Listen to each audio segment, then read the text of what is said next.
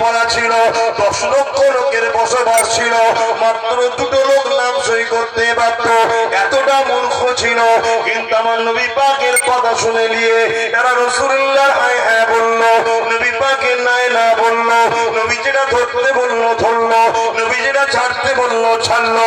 এই যুবকেরা, তরুণেরা, বাবেরা, 10টা বছরের মধ্যে মদিনার জমিনকে যারা কেউ চিনত না, ওই ইয়াসরিবকে তামাম পৃথিবী চিনে গেল।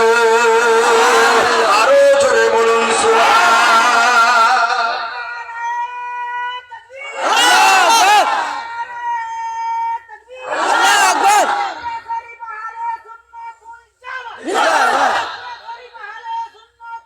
জিন্দাবাদ। শোনেন, কিসের জন্য চিনল, কিসের জন্য? মদিনা শরীফ থেকে 10 বছরের মধ্যে সায়েন্সের পণ্ডিত বেরোলো, ম্যাথমেটিক্সের শিক্ষার কেন্দ্র তৈরি হলো, ফিলোসফির শিক্ষা কেন্দ্র তৈরি হলো। রোম, সিরিয়া, পারস্য, বিরাট বিরাট সব দেশ ছিল, তারাও এই শিক্ষা জানতো না। রাসূল পাক তাদেরকে ইলমের দরজা দিল, তাই সে সব জায়গা থেকে এই ইলমের আলো নেবে বলে সব দলে দলে মদিনাতে ছুটতে আসতে লাগলো। জোরে বলুন সুবহানাল্লাহ। বিজনেস পলিসি, এডুকেশন পলিসি, সুচিকিৎসার পলিসি, দুনিয়া আখিরাতের কল্যাণের মার্কাজ হয়ে উঠলো মদিনা, যেখানের আলো মদিনা থেকে সাউথ আফ্রিকা, চীন, তামাম ওয়ার্ল্ডে ছড়িয়ে গেল। দলে দলে দলে দলে সমস্ত দেশ থেকে মানুষ মদিনায় আসছে, আমার রাসূলুল্লাহ সোহবতে বসছে, নবী পাকের সোহবতে বসে নবীর আদর্শে তারা আদর্শিত হচ্ছে। তারা আবার দেশে ফিরে গিয়ে সেই ইলমের আলো নিজের দেশকে দিচ্ছে। এভাবে মাত্র 23 বছরে তামাম পৃথিবীর বুক থেকে অন্যায়, অত্যাচার, জুলুম, জেনা, ব্যভিচারী, খুন, নেশা, ধর্ষণ, অত্যাচারী শাসক সব বন্ধ করে পৃথিবী শান্তির হাসি হেসেছিল। জোরে বলুন সুবহানাল্লাহ। আরো জোরে বলা যাবে না? পৃথিবীর কথা বলছি 23 বছরের মধ্যে। আর আজকে আমার বাপ মুসলমান, দাদু মুসলমান, দাদি মুসলমান, নানা মুসলমান, নানি মুসলমান, আমার ঘরে শান্তি নেই। কেন?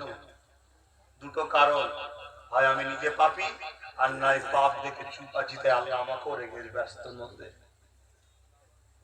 দুটোর মধ্যে একটা। যেখানেই ওয়াজ করতে এই কথাটা যখন বলি নিজেকেও খারাপ লাগে যে আমিও তো আসান না, আমি ঠিকভাবে বলতে পারছি কি জানি না, অন্যায় ঠিকভাবে বিরোধী করতে পারছি কি আমি জানি না। যাত্রার পরও আল্লাহর কাছে শুকরিয়া, দুটো হলো কথা অন্যায়ের বিরুদ্ধে বলি। এটা আপনাদের খারাপ লাগে নাকি? সবাই বলেন না খারাপ লাগে? শোনেন, মুখে যদি বলতে নাও পারেন, অন্যায়ের বিরোধী যারা করছে তাদেরকে সাপোর্ট তো করুন, তাদের পাশে তো দাঁড়ান। এটাও তো অন্যায়কে বিরোধী করা হলো, নাইকে সাপোর্টই করা হলো। জোরে বলুন সুবহানাল্লাহ। কেন আল্লাহ নবী বলেছেন, অন্যায় দেখলে হাত দিয়ে রোকো। কি দিয়ে রোকো? হাত। হাতে যদি ক্ষমতা না থাকে মুখ দিয়ে রোকো, মুখে যদি ক্ষমতা না থাকে অন্তর থেকে ঘৃণা করো। এই তিনটের মধ্যে কোনোটা যদি না থাকে, আল্লাহ নবী বলছে তার মধ্যে ঈমানই নাই। আর আমরা এখানে কি করছি? হাত দিয়ে রুকা তো দূরের কথা, মুখ দিয়ে প্রতিবাদ তো দূরের কথা, অন্তর থেকে ঘৃণা তো দূরের কথা, 200-500 টাকার জন্য অন্যায়কারীদের হয়ে নিজের ভাইকে মার্ডার বন্ধ করে ফেলছি। আছে না? না আছে। আহা রে, যেন মনে হচ্ছিল মরবে না। আল্লাহ হিদায়াত দান করেন, আমাকেও দান করেন, আমাদেরকেও দান করেন। বল আল্লাহুম্মা আমিন।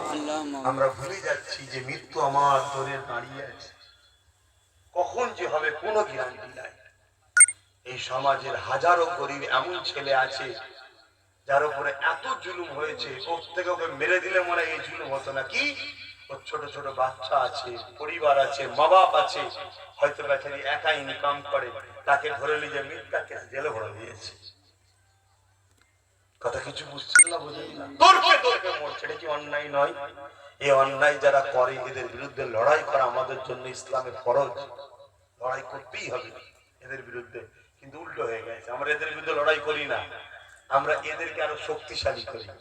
সে যেই হোক ভাই, যে কোনো কালারে, যে কোনো ভাষায়, যে কোনো রঙে আসুক না কেন, অন্যায় অন্যায় আসেন, জিন্দেগিকে পরিবর্তন করে। অনেকের মাথায় ঢুকে গেছে ভাইজান সব ঠিক আছে, গ্রামের শব্দ বিরোধী আমরা 2-5 জন কি করব? ওই বুকা 2-5 জন সবাই যদি গ্রামে অন্যায় করে জাহান্নামে যায়, তুই কি কিয়ামত দিন শক করে তার সঙ্গে 5 জন জাহান্নামে যেতে রাজি আছিস? যদি বলেন তো না, তাহলে 2-5 জন 10 জন 20 জন দেখার দরকার নেই। তুই যদি একাও থাকিস, একাই আল্লাহর খুশির জন্য অন্যায়ের বিরুদ্ধে দাঁড়িয়ে থাক।